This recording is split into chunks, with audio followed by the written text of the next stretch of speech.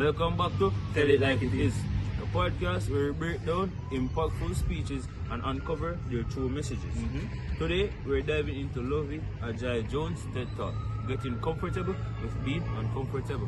Let's explore how she grabs attention, builds credibility, and challenges us how to speak up. But firstly, our sponsors, Trendies.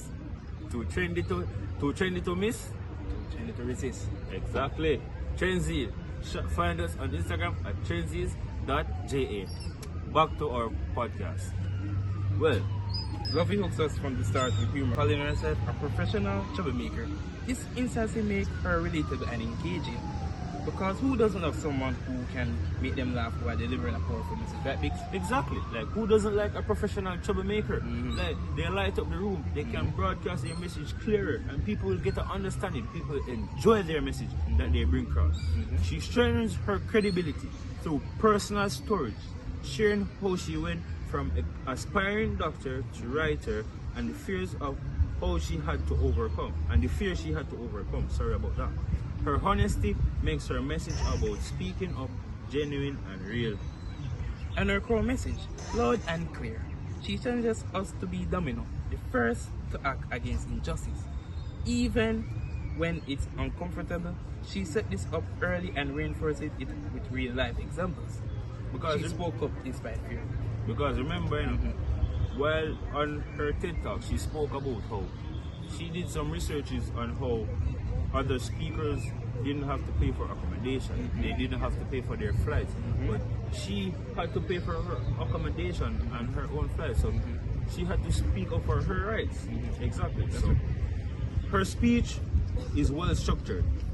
She introduces her main idea, how fear holds us back, then walks us through experience like ziplining, writing her books, and even skydiving, to how she pushed herself past fear, which leads to growth. And she stays focused. Every story connects back to her message. Comfort keeps us stagnant. She calls on disrupt injustice, whether in meetings, social settings, or movements like Me Too. Her closing, powerful. She leaves us with 3 questions before speaking up. Did you mean it? Can you defend it? Did you say it with love? It's simple yet effective. Take away sticks.